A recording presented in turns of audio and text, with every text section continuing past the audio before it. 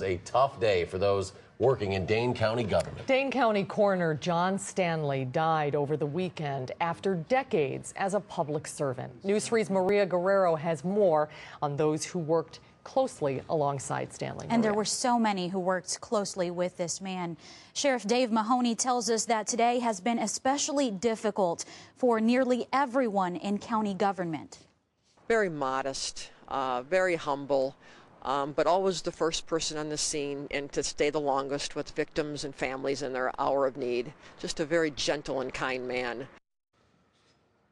Those were the words we heard repeated over and over this afternoon. Humble, modest, and most importantly in his line of work, compassionate. That is how John Stanley is being remembered tonight.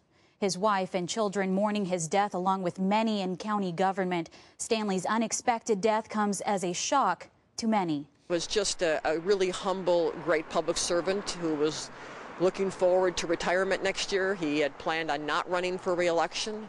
He wanted to spend more time with his wife and family, and I know that they are sorely missing him. Because not only was John a member of their professional family, John and his family were part of their personal families.